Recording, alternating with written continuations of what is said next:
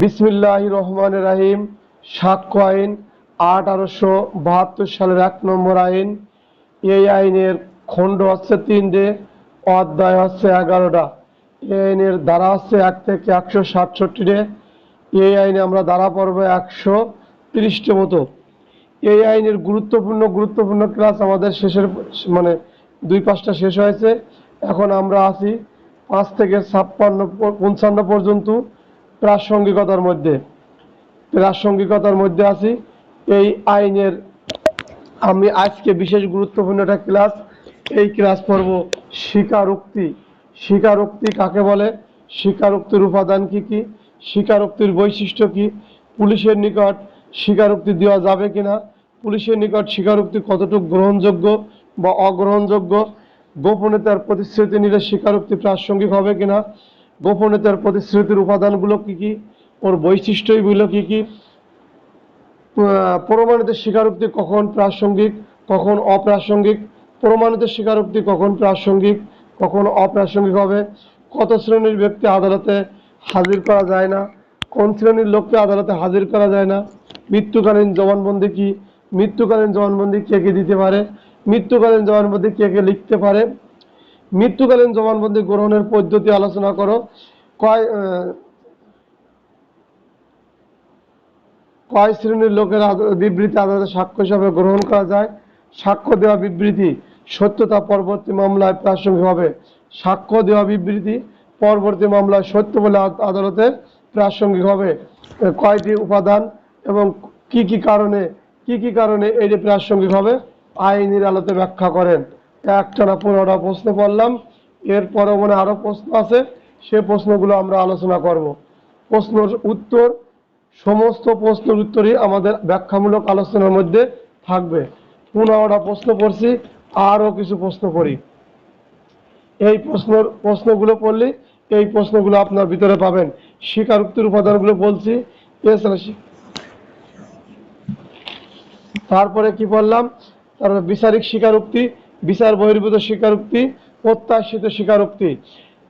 আমাদের জয়নাল ভাইয়ের আগে কিন্তু আমি 15টা প্রশ্নের কথা বলে ফেলেছি, কারণ সময় কম, অনেকের জন্য বসে থাকা যাবে, গভীর রজনী হয়ে যাবে। পড়া শুরু করে দিচ্ছি। ধন্যবাদ, আপনারা হাজির হয়েছেন, আপনাদের প্রতি অসংখ্য ধন্যবাদ। প্রথম দিক কিন্তু 15টা প্রশ্ন বলে ফেলেছি। এই প্রশ্নের ব্যাখ্যামূলক আলোচনা করব ধারাবাহিকভাবে। আপনারা প্রশ্নগুলো শুনে নেবেন। প্রথমেই বলে ফেলেছি, ক্লাস 3 মিনিট চলমান। এখন আছেন স্বীকারোক্তি কাকে বলে, স্বীকারোক্তি কাকে বলে, স্বীকারোক্তির উপাদান, স্বীকারোক্তির বৈশিষ্ট্য বিস্তারিত আলোচনা করব। এলো বিশেষ ক্লাস। 24 থেকে 33 পর্যন্ত পড়ব। 24 থেকে 33 পর্যন্ত পড়ব। এইখানে গুরুত্বপূর্ণ করে ধারা পড়ব।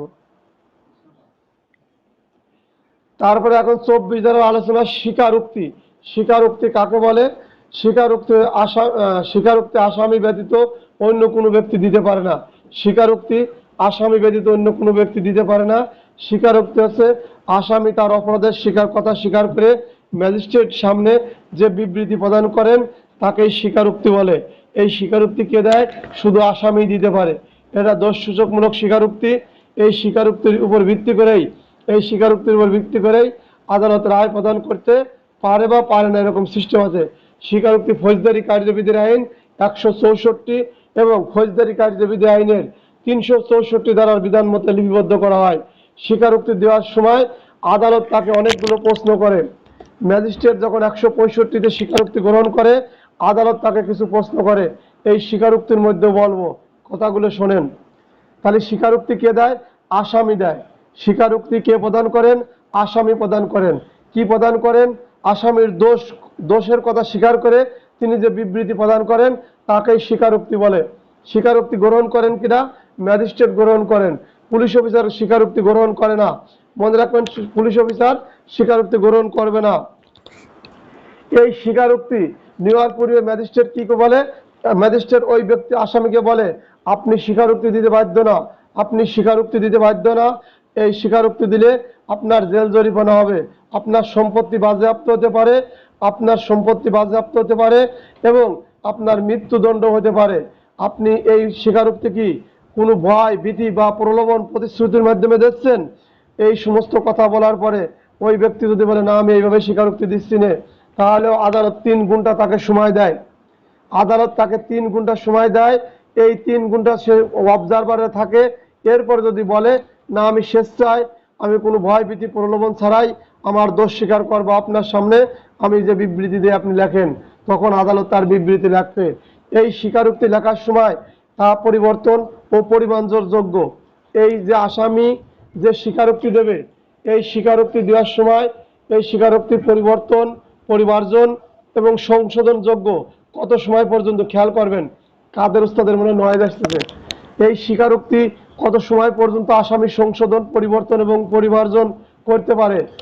যখন আসামি ম্যাজিস্ট্রেট সামনে স্বীকারোক্তি দেবে, তখন ওই স্বীকারোক্তি দেওয়ার সময় এই আসামি যত সময় কাঠগড়ায় দাঁড়ায় বা তার সামনে দ্বারা বিবৃতি দেবেন, ওই বিবৃতি যদি বলে কোথাও কখনো ভুল আছে, কখনো বেশি সংখ্যক বলা হয়েছে, কোনো জায়গায় সংশোধনী করা লাগবে, তত সময় উনি সংশোধনী করতে পারবেন। যখন ওই ম্যাজিস্ট্রেট স্বাক্ষর করবে, ওই আসামি স্বাক্ষর করে, আসামি প্রথমে স্বাক্ষর করে, এরপরে ম্যাজিস্ট্রেট স্বাক্ষর করবে, পরবর্তী ওই বিবৃতি আর সংশোধন, পরিবর্তন আর পরিমার্জন করতে পারে না আসামি। তাহলে আসামি এই এই স্বীকারোক্তি কখন পরিবর্তন, পরিমার্জন এবং সংশোধন করতে পারে? প্রশ্ন আসলো, তখন লিখবেন আসামি ম্যাজিস্ট্রেট সময় যখন বিবৃতি দেয়, ওই বিবৃতি যখন লিপিবদ্ধ করা হয় এবং ওই বিবৃতি আসামি যদি স্বাক্ষর করার পূর্বে অথবা ম্যাজিস্ট্রেট স্বাক্ষর করার পূর্বেই ওই আসামি ওই স্বীকারোক্তির উপর সংশোধন, পরিবর্তন এবং পরিমার্জন করতে পারে। তাহলে স্বীকারোক্তি কে প্রদান করে? আসামি প্রদান করে। কি কি জাতীয় স্বীকারোক্তি? তার দোষ, তার অপরাধের কথা স্বীকার করে, বর্ণনা করে। এই স্বীকারোক্তি ভয় ভীতি প্রলোভন ব্যতীত যদি না দেয়, তাহলে অপ্রাসঙ্গিক হবে। 24 ধারায় কি বলছে? এই স্বীকারোক্তি যদি ভয় ভীতি প্রলোভন ব্যতীত দেয়, তাহলে এই যে আদালতে অপ্রাসঙ্গিক হবে। 24। 28 ধারায় কি বলছে? ভয় ভীতি প্রলোভন ব্যতীত স্বীকারোক্তি দিলে আদালতে এদের প্রাসঙ্গিক হবে। আদালতে এদের প্রাসঙ্গিক হবে, স্বীকারোক্তি প্রাসঙ্গিক হবে। তাহলে এই স্বীকারোক্তি 164 ফৌজদারি কার্যবিধি 364 ধারায় ম্যাজিস্ট্রেট লিপিবদ্ধ করে। এই স্বীকারোক্তিটা এখানে আলোচনা করলাম মূল স্বীকারোক্তির সাথে। আর 24 ধারার স্বীকারোক্তি সাধারণত 3 ভাবে হয়। 24 ধারার স্বীকারোক্তি সাধারণত 2 ভাবে দেওয়া হয়। জুডিশিয়াল স্টেটমেন্টের স্বীকারোক্তি, এই স্বীকারোক্তি 2 প্রকার। এই স্বীকারোক্তি সাধারণত 2 প্রকার: জুডিশিয়াল স্টেটমেন্টের স্বীকারোক্তি, নন জুডিশিয়াল স্টেটমেন্ট স্বীকারোক্তি। এই জুডিশিয়াল স্টেটমেন্ট স্বীকারোক্তি বিচারিক স্বীকারোক্তি, মানে বিচার কার্যক্রম। নন জুডিশিয়াল স্টেটমেন্ট স্বীকারোক্তি বিচার বহির্ভূত স্বীকারোক্তি।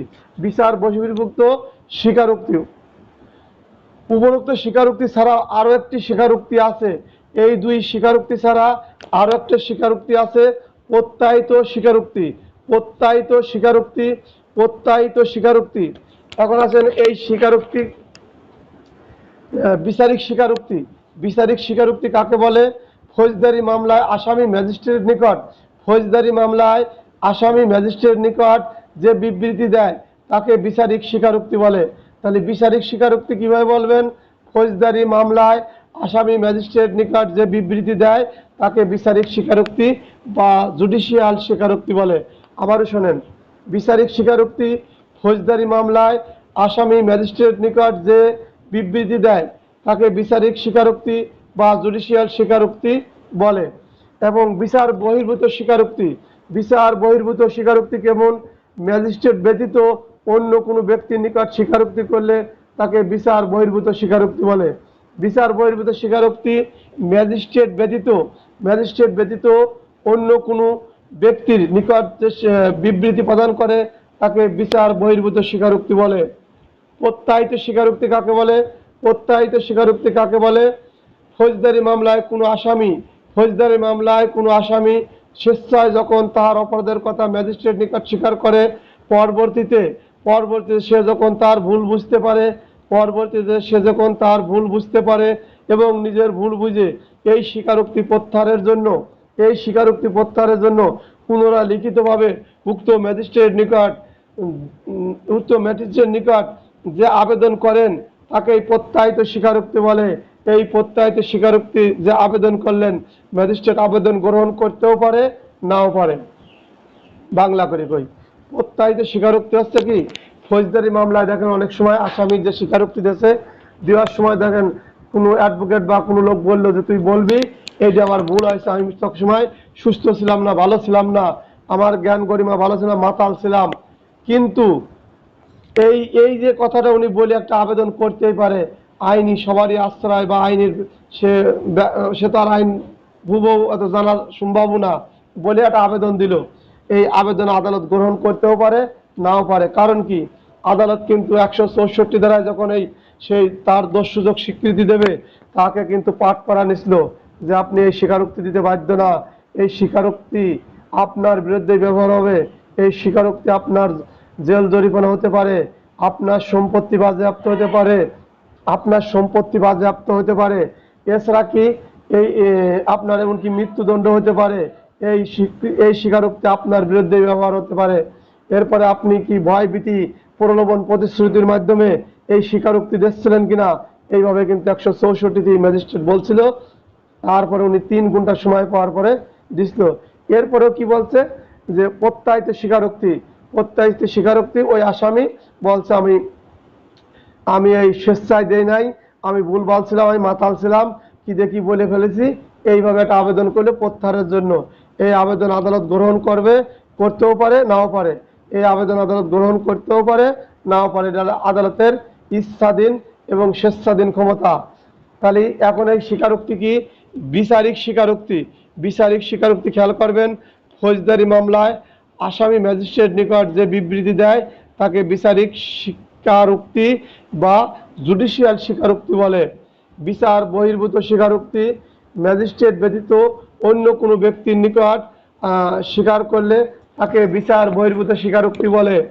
প্রত্যায়িত স্বীকারোক্তি ফৌজদারি মামলায় কোনো আসামি স্বেচ্ছায় যখন তার অপরাধের কথা ম্যাজিস্ট্রেট নিকট স্বীকার করেন, পরবর্তী সে যখন তার ভুল বুঝতে পারেন এবং নিজের ভুল বুঝে স্বীকারোক্তি প্রত্যাহারের জন্য পুনরায় লিখিতভাবে উক্ত ম্যাজিস্ট্রেট নিকট দিলে বা আবেদন করলে ম্যাজিস্ট্রেট ওইটা গ্রহণ করতেও পারে, নাও পারে।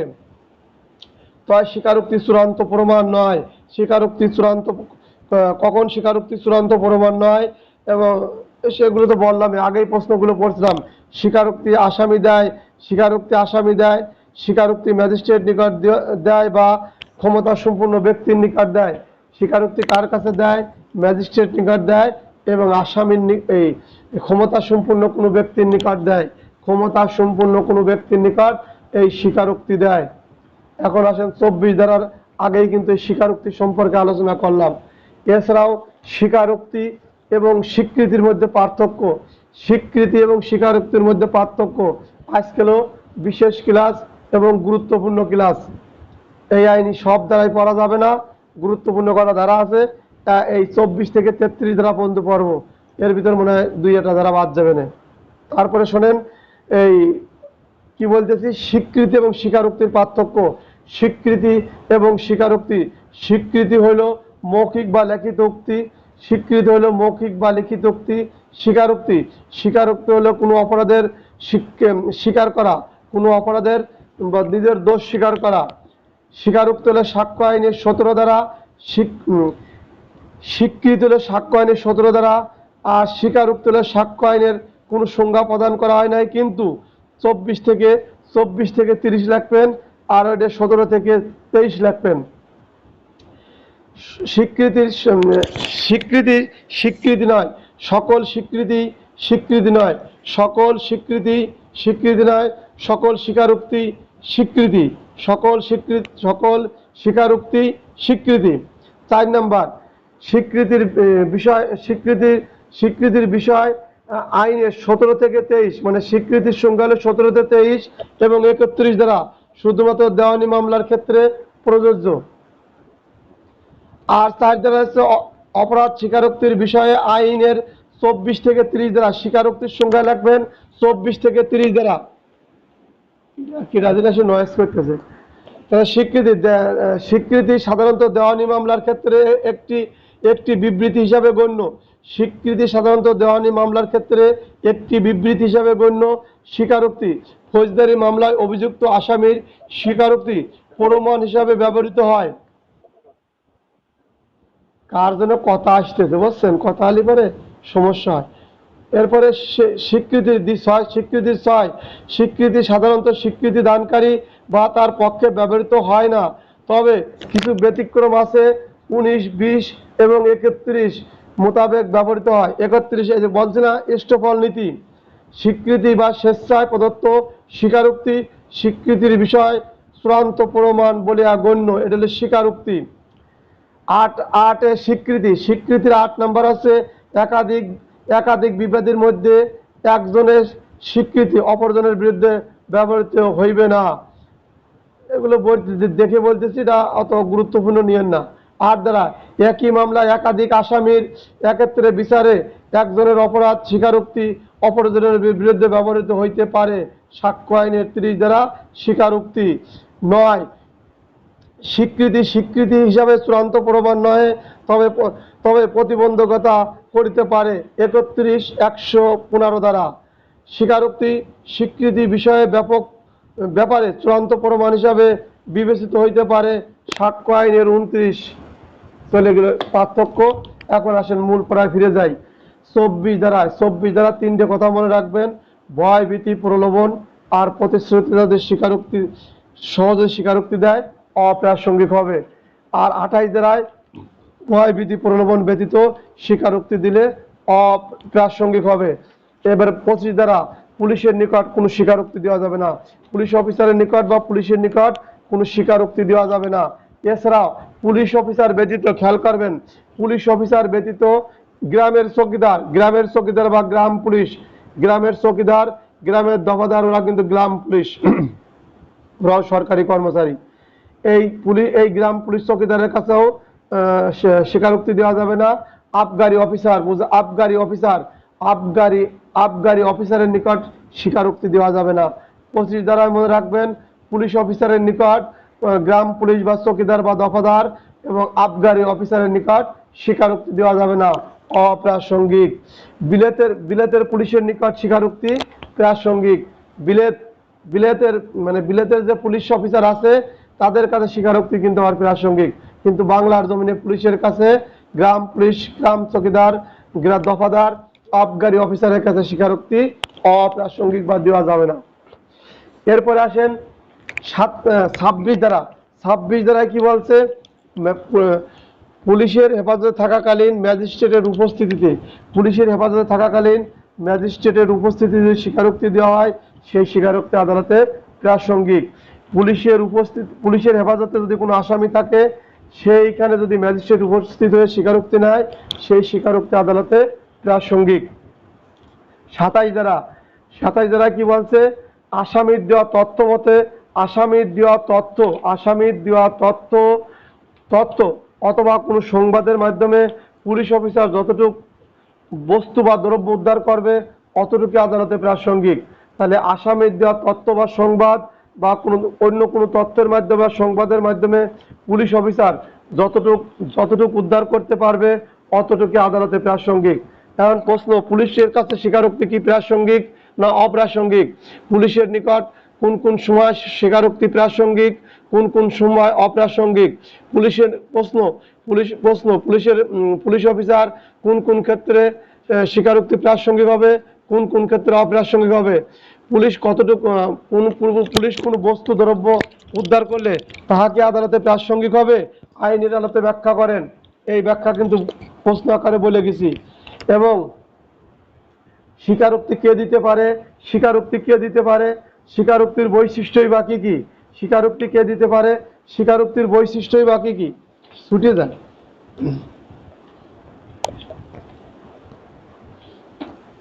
ছুটেই গেছে। স্বীকারোক্তির উপাদানগুলো কি? খেয়াল করেন, স্বীকারোক্তির উপাদানগুলো কি? স্বীকারোক্তি আসামিকেই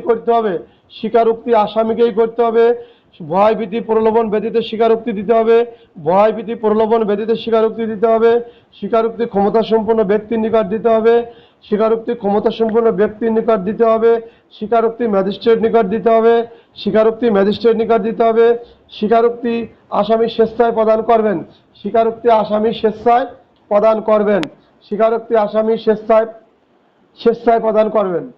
এখন দেখেন, স্বীকারোক্তির উপাদানগুলো কি কি, স্বীকারোক্তির বৈশিষ্ট্যগুলো কি কি, তাহলে এখানে লিখবেন স্বীকারোক্তি আসামিকেই করতে হবে। স্বীকারোক্তি 1 নম্বর, স্বীকারোক্তি আসামিকেই করতে হবে। 2 নম্বর, ভয় ভীতি প্রলোভন প্রতিশ্রুতি ব্যতীত স্বীকারোক্তি দিতে হবে। ভয় ভীতি প্রলোভন প্রতিশ্রুতি ব্যতীত স্বীকারোক্তি দিতে হবে। 3 নম্বর, স্বীকারোক্তি ক্ষমতা সম্পন্ন ব্যক্তির নিকট দিতে হবে। স্বীকারোক্তি ক্ষমতা সম্পন্ন ব্যক্তির নিকট দিতে হবে। 4 নম্বর, স্বীকারোক্তি ম্যাজিস্ট্রেট নিকট দিতে হবে। স্বীকারোক্তি ম্যাজিস্ট্রেট নিকট দিতে হবে। 5 নম্বর, স্বীকারোক্তি আসামি স্বেচ্ছায় প্রদান করবেন। স্বীকারোক্তি আসামি স্বেচ্ছায় প্রদান করবেন। কিভাবে প্রমাণ করবেন এই আসামি স্বীকারোক্তি দিয়েছেন? কিভাবে প্রমাণ করবেন এই আসামি স্বেচ্ছায় আসামি ঘটনার আসামি অপরাধ করেছিলেন, আসামি স্বীকারোক্তি আসামি ম্যাজিস্ট্রেট নিকট স্বীকারোক্তি আসামি নিজেই করেছিলেন, ভয়ভীতি প্রলোভন ছাড়া স্বীকারোক্তি করেছিলেন, স্বীকারোক্তি ক্ষমতা সম্পন্ন ব্যক্তির নিকট করেছিলেন, স্বীকারোক্তি ম্যাজিস্ট্রেটের নিকট দিয়েছিলেন, স্বীকারোক্তি আসামি স্বেচ্ছায় প্রদান করেছিলেন। এই বিষয়ে প্রমাণ করে তিনি স্বীকারোক্তি দিয়েছেন বলেই গণ্য হবে এই বিষয়ে। এবং স্বীকারোক্তি তিনি স্বাক্ষর করেছিলেন, তখন যদি বলে স্বীকারোক্তি তিনি দিলেন, কিভাবে প্রমাণ করবেন? প্রমাণ করলে ওইভাবে লিখতে থাকবেন। ঠিক আছে? যদি আপনার পড়া থাকে, জানা থাকে, বিভিন্ন অ্যাঙ্গেলে প্রশ্ন আসলেও এটা আপনার আমার কাছে কোনো ব্যাপার না। এই স্বীকারোক্তির গত ক্লাস দেখবেন আর এক ক্লাস দেখবেন, আকাশ পাতাল ডিফারেন্স। অনেক পরিবর্তন, অনেক কিছু ছুটে যায়, অনেক কিছু সংশোধন হয়। সংশোধন, পরিবর্তন এবং পরিমার্জন হতেই পারে। আমি তার টেপ রেকর্ডার না, এই জন্যই বলছি ক্লাস শুনবেন, বই পড়বেন এবং লিখে রাখবেন। সব মিলেই আপনার জীবনে একটা পরিবর্তন আসবে। আপনি সাক্ষ্য আইন ব্যাপক থেকে ব্যাপকতার জানছেন এবং বসছেন। তাহলে বসলেন, আমি কিন্তু এই ক্লাসের প্রথমেই 15 থেকে 20টি প্রশ্ন বলছিলাম, ক্ষণে ক্ষণেও বললাম এবং এর বৈশিষ্ট্য প্রদান বললাম। পুলিশের নিকট কখন দেবেন, কখন দেওয়া যায় না। এখন আসেন 28 ধারায় কি বলছে? ভয় ভীতি প্রলোভন এবং প্রতিশ্রুতি ব্যতীত যদি স্বীকারোক্তি দেয় আদালতে প্রাসঙ্গিক হবে। তেমন বোঝার কিছু নাই, আছে 29 ধারায় বোঝার কিছু, 29 ধারায় বোঝার কিছু আছে। এত সময় যাই পড়লেন, স্বীকারোক্তি যদি গোপনীয়তার প্রতিশ্রুতির মাধ্যমে স্বীকারোক্তি দেয় তা কখন আদালতে প্রাসঙ্গিক হবে, কখন অপ্রাসঙ্গিক হবে। প্রশ্ন আসলো, আইনের আলোতে ব্যাখ্যা করেন। আইনের আলোতে ব্যাখ্যা করেন, খালি মনে রাখবেন আইনের আলোতে ব্যাখ্যা করেন, বুঝিয়ে বলেন, বুঝিয়ে বলেন, এরকম কিছু আসলে নিরাশ হবেন না। মনে করবেন ওই কথাগুলোই শুধু লিখতে হবে, ওই কথাগুলোই লেখা লাগবে। বুঝিয়ে বলেন, ব্যাখ্যা করেন, এগুলো নিয়ে কোনো ভয় পাবেন না। তাহলে এখন কি বলছি আমি? 29 দ্বারা খেয়াল করবেন, 29 দ্বারা খেয়াল করবেন। স্বীকারোক্তি অন্যভাবে প্রাসঙ্গিক হইলে, স্বীকারোক্তি অন্যভাবে কিভাবে প্রাসঙ্গিক হয়? স্বীকারোক্তি অন্যভাবে কয়টি ভাবে প্রাসঙ্গিক হয়? প্রশ্নগুলো খেয়াল করেন। প্রশ্ন, স্বীকারোক্তি অন্যভাবে কয়টি স্তরে প্রাসঙ্গিক হবে? আপনি প্রশ্ন করলে খুঁজে পাবেন না, 5টি স্তরে। 29 ধারার প্রশ্ন এখানেই আছে, আমি বলবো। তাহলে স্বীকারোক্তি কখন গোপনীয়তার প্রতিশ্রুতির মাধ্যমে প্রাসঙ্গিক হবে? স্বীকারোক্তি কখন মাতাল অবস্থায় প্রাসঙ্গিক হবে? স্বীকারোক্তি কখন প্রশ্নের পূর্বে সতর্কতা না করার কারণেও প্রাসঙ্গিক হবে? এই কথাগুলো কিন্তু আমরা পড়ছিলাম, যা পড়ছিলাম সম্পূর্ণ তার ব্যতিক্রম। কারণ কি? আসামি যখন অপরাধ করে, জানে রাখবেন, রিমান্ডে আর ম্যাজিস্ট্রেটের সামনে মিষ্টি কথায় সে কখনো তার অপরাধের কথা স্বীকার করবে না। স্বীকার না করাই তার স্বাভাবিক জীবন। কিন্তু আদালতে যখন ওই আসামি আছে, ম্যাজিস্ট্রেটের সামনে আছে, পুলিশ হেফাজতে থাক, ম্যাজিস্ট্রেট উপস্থিতি আছে, তখন ওই স্বীকারোক্তি ওকে করাই লাগবে।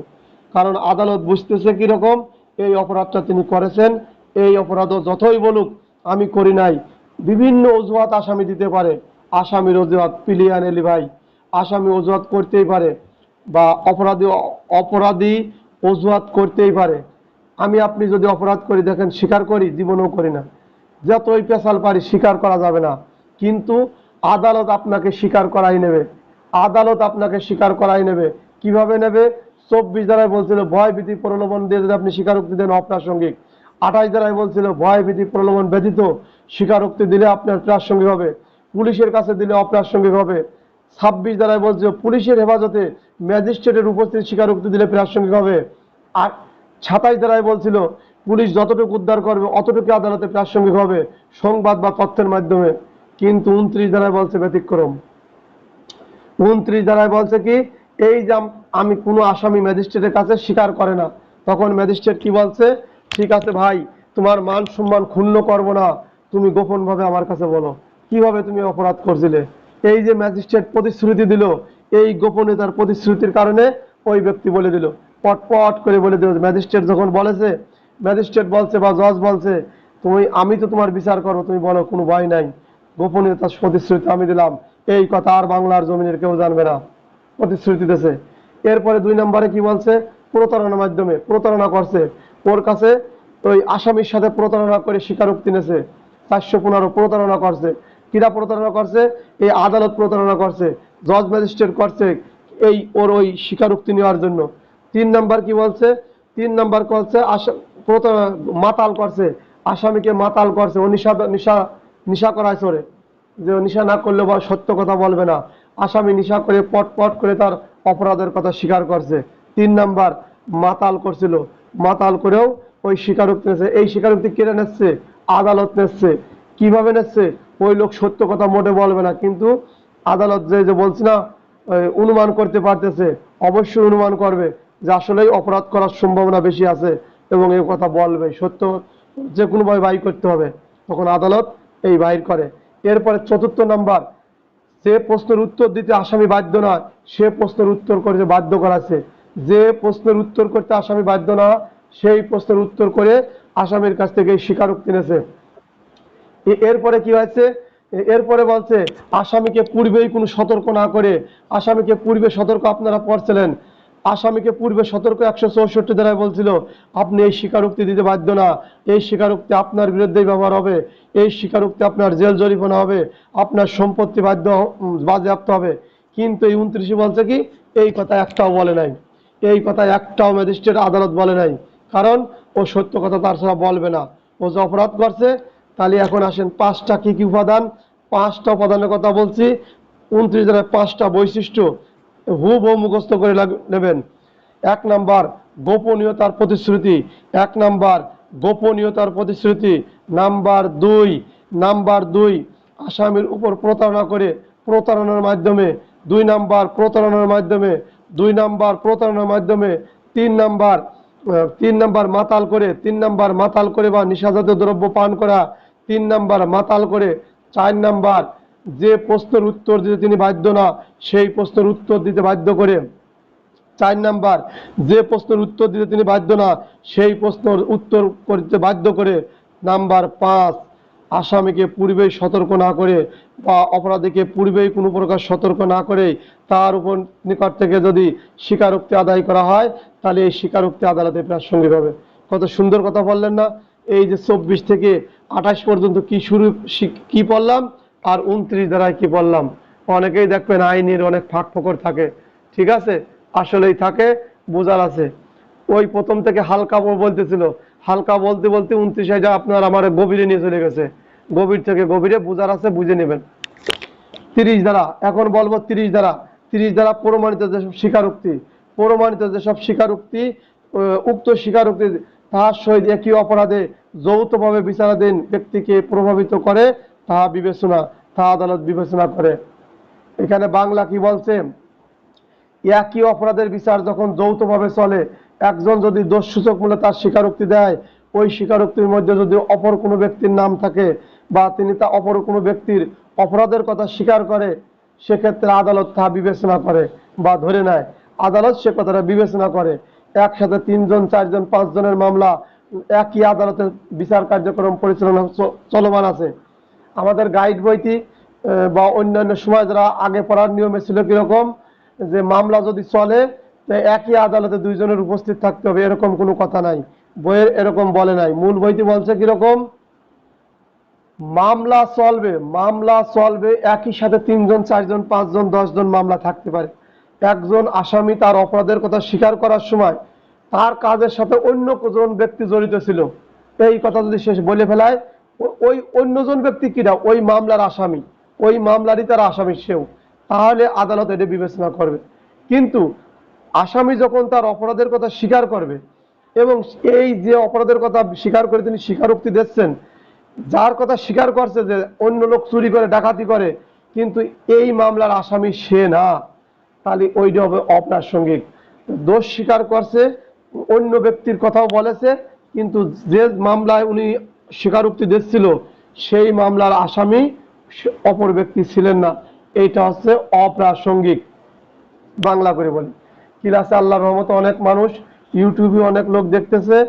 আমি আমার ইউটিউবে যা, ওইখানে আমি আমার ওইগুলো দেখেছি, দেখার পরিমাণ বাড়ছে, পরীক্ষার পরিমাণ বাড়ছে, তো দেখার পরিমাণও বাড়ছে। বেশিরভাগ না মানুষ দেখছে নারী ও শিশু নির্যাতন দমন আইন 2000 সংশোধনী 2025 বেশি দেখে, ওগুলো সব দেখা যায় ইউটিউবে। তা যাক, এখন হচ্ছে 30 দ্বারা কি বলছি, আমি হজরত, আমার ব্যাটসম্যান হজরত এবং তারেক রসুল, এই তিনজন একই মামলার আসামি। আমি যা ওখানে স্বীকারোক্তি দিচ্ছি আদালতে, যে আমি কিভাবে চুরি করছিলাম বা ডাকাতি করছিলাম, কিভাবে বস্তা হজরত আগাইছিল, তারেকের কি ভূমিকা ছিল, 5-এর অধিক লোক লাগে ডাকাতি করতে, জয়নাল এবং জয়, এই 5 জন ছিলাম। আমি এই 3 জনের নাম উল্লেখ করে আমি আমার দোষের কথা বললাম। তাহলে হজরত এবং তারেকের কথা যে আমি বলছি, এইটা আদালত বিবেচনা করবে। কিন্তু আমি এখন এই ডাকাতির মামলার বক্তব্য দিবার যা আমি বললাম, কুষ্টিয়া যে জাহিদ ছিল, এই জাহিদ খুলনাতেও চাকরি করত, এর সাথে আমি অনেক চুরি চামারি করছি, প্রতারণা করছি। এই জাহিদের বিষয়ে আমি যে কথাগুলো বলবো, এইটা হলো অপ্রাসঙ্গিক, কারণ জাহিদ এই মামলার আসামি না। কিন্তু আমি যখন আমার অপরাধের কথা বলতে যা, হজরত, তরিকুল, তারেক রসুল, জাহিদ এবং জয়নাল ভাইয়ের কথা বলবো, এই 5 জন আমরা একসাথে অপরাধ করছিলাম, বা এই মামলায় 5 জনের নামই আছে, এইটা আদালতে প্রাসঙ্গিক হবে। এতটুকুই। আমি মনে হয় আপনাদের খুব ভালো করে বুঝাতে পারলাম। না বুঝলে ফোন করবেন, মাঝে মাঝে অনেকেই ফোন করে, অনেকেই করে না, করবেন, ভয়ের কিছু নাই, আমি ফ্রি থাই। এখন আসেন 32 ধারা। 32 ধারা বলে মৃত্যুকালীন জবানবন্দি কাকে বলে, কে কে মৃত্যুকালীন জবানবন্দি দিতে পারে, মৃত্যুকালীন জবানবন্দি দেওয়ার পরে সে যদি জীবিত হয় তখনকার কি পদ্ধতি, আদালতে কয় শ্রেণীর লোক, আদালত কয় শ্রেণীর লোককে সাক্ষী হিসাবে তলব করতে পারে না, এই কয় শ্রেণীর লোকের কি কি, এই কয় শ্রেণীর লোকের নাম টাম কি, সে সম্পর্কে আমরা পড়ব। এছাড়াও এই কয় শ্রেণীর লোক যে আদালত সাক্ষী হিসাবে তলব করতে পারে না, এদের দেওয়া পূর্বের বিবৃতি কয়ভাবে আদালতে প্রাসঙ্গিক হবে, 8 ভাবে আদালতে প্রাসঙ্গিক হবে। শুধু একভাবে আছে মৃত্যুকালীন। এই 4 শ্রেণীর লোক যদি মারা যায় তাহলে 32 ক, আর যদি জীবিত থাকে আর বাকি 7 প্রকার আছে, সেইভাবে আদালতে প্রাসঙ্গিক হবে, ওইগুলো আদালতে প্রাসঙ্গিক হবে। এছাড়াও 33 ধারা পর্ব। 33 ধারা পর্ব কি, আদালতে একবার তারা স্বীকারোক্তি দিয়েছে, কয় শ্রেণীর লোক দিয়েছে এবং কয়টি কারণে এই আদালতের পরবর্তী মামলা প্রাসঙ্গিক হবে, সেগুলো ব্যাখ্যা এখন আলোচনা করব। আসেন, মৃত্যুকালীন জবানবন্দি পড়ার আগে 32-এর মূল্যবান কথা, গাইডির পড়া বাদ দেবেন, ওই দিন বাগে চলে গেছে, আগের দিন বাগে খাইছে। 32 ধারায় প্রথমে মনে করবেন কোন সমস্ত ব্যক্তিকে আদালত সাক্ষী হিসাবে তলব করতে পারে না। আদালতের কিন্তু বিশাল ক্ষমতা, আদালতের অনেক ক্ষমতা, কিন্তু সাক্ষী হিসাবে আদালত তলব করতে পারে না। সেই ব্যক্তিগুলো কারা আসেন জানি নেই। যে সকল লোককে সাক্ষী হিসাবে আদালত আহ্বান করতে পারে না, তাদের প্রথম ব্যক্তি হচ্ছে যদি তিনি মারা যান, 1 নম্বরে তিনি যদি মারা যান বা মৃত্যুবরণ করেন। 2 নম্বর, তিনি যদি সাক্ষ্যদানে অক্ষম হয়ে যান। 2 নম্বর, তিনি যদি সাক্ষ্যদানে অক্ষম হয়ে যান। নাম্বার 3, তিনি যদি নিখোঁজ হয়ে যান। নাম্বার 3, তিনি যদি নিখোঁজ হন বা হারিয়ে যান। নাম্বার 3, তিনি যদি নিখোঁজ হন বা হারিয়ে যান। নাম্বার 4, তিনি বিদেশ চলে গেছেন, যাকে হাজির করা সময় এবং ব্যয় সাপেক্ষ। নাম্বার 4, তিনি যদি বিদেশ চলে যায়, যাকে হাজির করা সময় এবং ব্যয় সাপেক্ষ। তাহলে মৃত্যুকালীন জবানবন্দি নিয়ে বসে থাকবেন না। আদালত কয় শ্রেণীর লোককে সাক্ষী হিসাবে আহ্বান করতে পারেন না, তাদের নাম কি কি, আইনের আলোতে ব্যাখ্যা করেন। খালিতে পড়ছেন মৃত্যুকালীন জবানবন্দি, জীবনও পারবেন না, সাধারণ একটা কথা। এখন এই প্রশ্নে আসবে, এমসিকিউ আসবে, আদালত কয় শ্রেণীর লোককে সাক্ষী হিসাবে আহ্বান করতে পারে না, তাদের নাম কি, রহিম, করিম, জব্বার, খালেক না। কথাগুলো সুন্দর আছে, বুঝে পারবেন।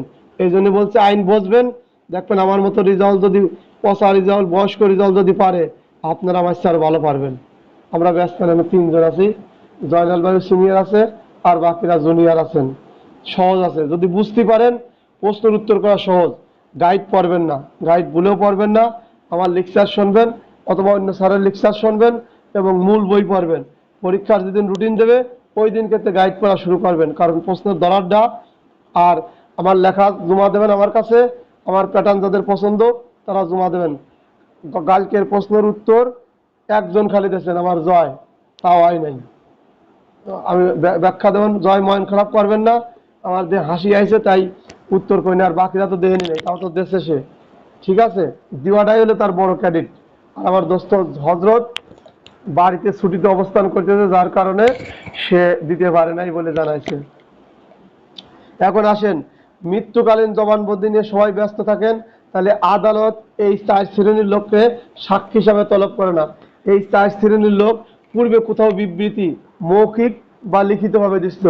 এই 4 জন ব্যক্তি পূর্বে মৌখিকভাবে লিখিতভাবে দিছিল, কিন্তু আদালত এদের ডাকতে পারতেছে না, কারণ বিচার শুরু হয়েছে।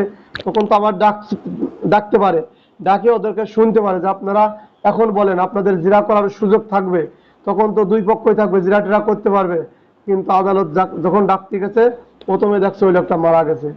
2 নম্বর, ওই লোক সাক্ষ্য দানের অক্ষম, প্যারালাইসিস হতে পারে, কথা বলতে পারে না, বা পুরা বয়স হয়ে বাড়ে নুন নুন একেবারে পুজো হয়ে গেছে, যা সাক্ষ্য দেওয়ার যোগ্য নাই। ও আদালতের প্রশ্ন বুঝে উত্তর করতে পারবে না, অতএব ওকে নেওয়া যাবে না। এবং নিখোঁজ বা হারিয়ে গেছে, যে ব্যক্তি নিখোঁজ বা হারিয়ে গেছে সেই ব্যক্তিকে তো আমি আপনি আর খুঁজে পাবো না, অতএব তার তো সাক্ষ্য নেওয়ার কোনো প্রশ্নই আসে না। এবং 4 নম্বর লোক, 4 নম্বর হলো কি, যিনি বিদেশ থাকেন, যাকে হাজির করার সময় এবং ব্যয় সাপেক্ষ, ছোটখাটো মামলা, চুরি, সীমিত কিছু প্রতারণা, জালিয়াতি, অল্প কিছু টাকা পয়সা থাকে না, এর জন্য আমেরিকা, কানাডা, ইউকে থেকে, অস্ট্রেলিয়া, নেদারল্যান্ড থেকে কি আনা সম্ভব? ইন্ডিয়া হলে তো আনা যায়, তারপরে তো আইনের জটিল কটিল থাকে। সে তার আসামি না, সে সাক্ষী। অতএব এই সাক্ষীকে যদি বিদেশ থাকে, যাকে হাজির করার সময় এবং ব্যয় সাপেক্ষ, সেই ক্ষেত্রে আদালত উক্ত ব্যক্তিকে আর সাক্ষী হিসাবে তলব করে না। উক্ত ব্যক্তি পূর্বে যে বিবৃতি দিয়েছে, পূর্বে বিবৃতি কি স্বীকৃতি, স্বীকৃতি পর্যন্ত 17 থেকে 23 পর্যন্ত স্বীকার করছিল, কোনো বিষয় সম্পর্কে বলছিল, কোনো বক্তব্য দিছিল, কোনো কিছু লিখে রাখছিল। যেমন সেই ব্যক্তি যদি আদালত যখন পায় না, তখন তাকে কি তার স্বীকৃতি, তার এই বিবৃতি আদালতে প্রাসঙ্গিক হয়। 1 নম্বর 32-এর 1 হচ্ছে, উক্ত ব্যক্তি যদি মারা যায়, এছাড়া আর কোথাও মারা যায় নাই। লাস্টে যে এই 7টা আছে, এই 7টায় কখনোই আর মারা যায় না, মারা গেছে 32-এর 1। এই ক্ষেত্রে তাদের যে দেওয়া মৌখিক বা লিখিত যে বিবৃতি, সেইগুলো আদালতে প্রাসঙ্গিক হবে। নাম্বার 2, 32-এর 2 কি বলছে, হালকা করে বলি, ক্লাস মেলা ধরে গেছে। যে ক্ষেত্রে বিবৃতি দ্বারা স্বাভাবিক কাজকর্ম, বিবৃতি দ্বারা স্বাভাবিক কাজকর্ম লিখে রাখে, এই ডাক্তার তার ক্লিনিক চালানোর সময় কে আসলো, কে কার সিজার হলো, কার কোন সন্তান হলো, স্বামী স্ত্রীর নাম ঠিকানা পুরোপুরি লিখে রাখে। এই সন্তানের জন্ম নিয়ে যখন কথা হবে, সন্তানের জন্ম তারিখ নিয়ে যখন প্রশ্ন উঠবে, তখন বলবে ওই ক্লিনিকে সন্তান প্রসব হয়েছিল, যা দেখো। তৎক্ষণাৎ এই সন্তান, ওই ডাক্তার মারা যেতে পারে, প্যারালাইসিস হতে পারে, সাক্ষ্য দেওয়ার অক্ষম হয়ে যেতে পারে, সে নিখোঁজ বা হারা যেতে পারে, অথবা সে বিদেশ চলে যেতে পারে। তখন কি হবে, ওই যে তার খাতায় লিখে রাখছিল, ওই লেখাটা আদালত প্রাসঙ্গিক হিসাবে ধরে নেবে। মূল পড়ালো আমরা প্রাসঙ্গিক করতেছি, কোনটা প্রাসঙ্গিক কোনটা অপ্রাসঙ্গিক। এরপর আসেন, যদি বিবৃতি দ্বারা আর্থিক ও মালিকানার স্বার্থ পরিপন্থী হয়। আর্থিক আর মালিকানা কিরকম, আমি একটা বক্তব্য দিলাম যে আমার কাছে হজরতের অনেক মালামাল টাকা পয়সা আছে, বা সরকারি পণ্য টন্য আছে, এই আমি মারা গেলাম, হারা গেলাম, নিখোঁজ হয়ে গেলাম, সাক্ষ্য দানের অক্ষম হয়ে গেলাম, কিন্তু আমার এই যে আমি বক্তব্য দিল, আপনাদের কাছে বলে গেলাম হরজদের এই জিনিস আমার কাছে আছে, কিন্তু আমি তো আর্থিকভাবে ক্ষতিগ্রস্ত হলাম। ক্ষতিগ্রস্ত হবো না, আমার বাড়ি থেকে যদি টাকা পয়সা চলে যায়, আমার ছেলে সন্তান স্ত্রী দিতে বাধ্য থাকবে, কারণ আমি বলে গেছি আমার বাড়িতে এই জিনিসগুলো রাখা আছে। আমি তো দিবালকে প্রকাশ্যে বলছিলাম, অথবা লিখে দিছিলাম, মৌখিক বা লিখিতভাবে।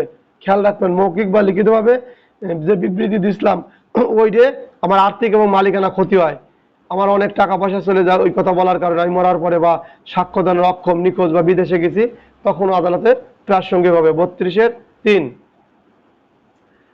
এখন আসেন 32-এর 4 হচ্ছে অধিকার এবং প্রথা। অধিকার এবং প্রথা হলে কিরকম, আপনি আমার পানি খাওয়ার, ফুটবল খেলার অধিকার এবং প্রথা আছে। এটা আমরা এলাকায় ফুটবল খেলি বা পানি খাই বা একদা গোসল করি, এটা আমাদের অধিকার বা প্রথা। এই সম্পর্কে যখন ঝামেলা হবে, এই এলাকার লোকে যে দান করে গেছে, সরকার যে করে গেছে, কোনো লোক বাধা সৃষ্টি করছে, তখন বলবে এটা এলাকার অধিকার এবং প্রথা ছিল, আমরা এখানে গোসল করব, এটা আমাদের অধিকার। বাৎসরিক যে আমাদের ধর্মীয় অনুষ্ঠান, সনাতন ধর্মে, মুসলিম ধর্মে, খ্রিস্টান ধর্মের, সেটা আমাদের প্রথা, এইগুলো আদালতে প্রাসঙ্গিক হবে। কে কি বললো দেখার সময় ওটা আদালতে প্রাসঙ্গিক। এছাড়া 5 নম্বর, যে বিবৃতি যদি এমন ব্যক্তির রক্ত, বৈবাহিক এবং দত্তক সম্পর্ক হয়, রক্তের সম্পর্ক, বৈবাহিক সম্পর্ক এবং দত্তক সম্পর্ক, এই সম্পর্ক হলে আদালতে প্রাসঙ্গিক হবে। গন্ধ আসতেছে আমার, ঘটনা বুঝলাম না, এরা কি বলেছেন? এরপরে আসেন 6 নম্বর, রক্ত, বৈবাহিক বা দত্তক সম্পর্কের অস্তিত্ব যখন আদালতে প্রাসঙ্গিক ও অপ্রাসঙ্গিক, এটা পরীক্ষা নিরীক্ষা করার পরে যদি দেখে না বংশগত ঠিক আছে, তখন আদালতে প্রাসঙ্গিক হবে। 7 ধারায় দলিলের অন্তর্ভুক্ত বিষয়, হুইল বা দলিল, এগুলো আদালতে প্রাসঙ্গিক হবে। এবং এই বিবৃতি 8 নম্বর, একই বিবৃতি যদি অনেকগুলো লোক দিয়ে থাকে, ওদের একজন লোক যদি এই স্বীকার করে বা বলতে পারে যে আমি এরকম বিবৃতি দিছিলাম বা বিবৃতির সময় আমরা ছিলাম, সবাই একসাথে এই যৌথ বিবৃতি দিছিলাম, সেগুলো আদালতে প্রাসঙ্গিক। এই 32-এর একটা হলো ভেরি ভেরি ইম্পর্টেন্ট, মৃত্যুকালীন জবানবন্দি, আর বাকিগুলো ওই বিভিন্ন কায়দা কালামে আসছে, কখনো প্রাসঙ্গিক কখনো অপ্রাসঙ্গিক, এটা আপনারা গভীর থেকে গভীর করে নেবেন না। এরপরে আসেন 33 ধারা। 33 ধারায় খেয়াল করবেন, 33 ধারায় কি বলছে, এই কয় শ্রেণীর লোক আদালতে সাক্ষ্য একবার দিয়েছে। এই 33 ধারায় বলছে কয় শ্রেণীর লোক একবার আদালতে সাক্ষ্য দিয়েছে, 5 শ্রেণীর লোক আদালতে একবার সাক্ষ্য দিয়েছে। পরবর্তী একই মামলা, একই পক্ষদ্বয়ের প্রথমত মামলা এবং শেষোক্ত প্রথমত মামলার এবং পরবর্তী মামলার শেষ প্রশ্নদ্বয় একই প্রশ্ন হয়েছে, এই ক্ষেত্রে আদালতে প্রাসঙ্গিক হবে। ব্যাখ্যামূলক বলি, শোনেন, ভালো লাগবে না। এই 33-এর মধ্যে দিয়েই শেষ হয়ে যাবে ইনশাল্লাহ। 33 কি বলছে, কোনো সাক্ষ্য দেওয়া বিবৃতি মানে একবার আদালতে সাক্ষ্য দিয়েছে। আর 32 কিন্তু দিল না, 32 ওরা একবারও যাতেই পারে নাই, কিন্তু বিবৃতি দিছিল, ওই স্বীকারোক্তি দিছিল বা কোথাও কিছু লিখে রাখছিল। এটা তো আপনারা জানেন, এই স্বীকৃতি আর স্বীকারোক্তি মাঝে মাঝে ভাজা যায়, কিছু মনে করবেন না, মনে করবেন টার্নিং মিস হয়েছে, কিন্তু বলার চেষ্টা করছিলাম, হয়তো টার্নিং মিস। তাহলে 33 কি বলছে, কোন সাক্ষ্য দেওয়া বিবৃতি সত্যতা পরবর্তী মামলা প্রমাণের জন্য উক্ত সাক্ষ্যের প্রাসঙ্গিকতা। তাহলে এই কয় শ্রেণীর লোক, এখানে 5 শ্রেণীর লোক একবার সাক্ষ্য দিয়েছে, পরবর্তী ওইখানে ওই কয় পক্ষদ্বয়ের মধ্যে মামলা হয়েছে, একই এবং সংশ্লিষ্ট প্রতিনিধির মধ্যে হয়েছে, এবং তাদের প্রথম মামলা এবং শেষ মামলার একই প্রশ্ন হয়, তখন এটা আদালতে প্রাসঙ্গিক হবে। কোন ধরনের প্রাসঙ্গিক, এই ব্যক্তিগুলো আদালতে একবার সাক্ষ্য প্রদান করেছিল।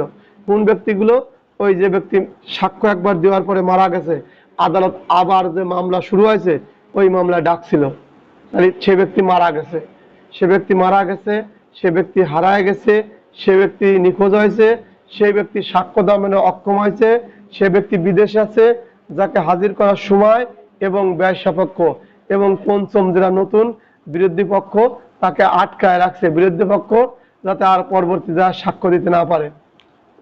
মামলার দুটি পক্ষ থাকে, বাদী এবং বিবাদী। তাহলে মামলা যে পক্ষ করছে, বিরোধী পক্ষ, তারা কি করছে, ওই ব্যক্তিকে আটকায় রাখছে যাতে সাক্ষ্য দিতে না পারে। তাহলে 5টা, প্রথম ওই 32 সাইড, আর পঞ্চমটা হচ্ছে বিরোধী পক্ষ তাতে আটকায় রাখছে। তাহলে পরবর্তী মামলায় কিভাবে প্রাসঙ্গিক হবে, 3টে শর্ত আছে। কয়টি শর্তে প্রাসঙ্গিক হবে, 3টি শর্তে প্রাসঙ্গিক হবে, হুবহু মুখস্থ করে ফেলবেন। এই 3টে শর্ত নম্বর প্রথম, পরবর্তী মামলা একই পক্ষদ্বয়ের মধ্যে স্বার্থ সংশ্লিষ্ট প্রতিনিধিদের মধ্যে হয়। তাহলে পরবর্তী মামলা একই পক্ষদ্বয়ের মধ্যে আছে, অল্প করে মুখস্থ করুন, অতখানি পড়া লাগবে না। পরবর্তী মামলা একই পক্ষদ্বয়ের মধ্যে আছে, 33-1। পরবর্তী মামলা একই পক্ষদ্বয়ের মধ্যে আছে, পরবর্তী মামলা একই পক্ষদ্বয়ের মধ্যে হয়েছিল। 33-2, তেমন পানি খাওয়া নেই।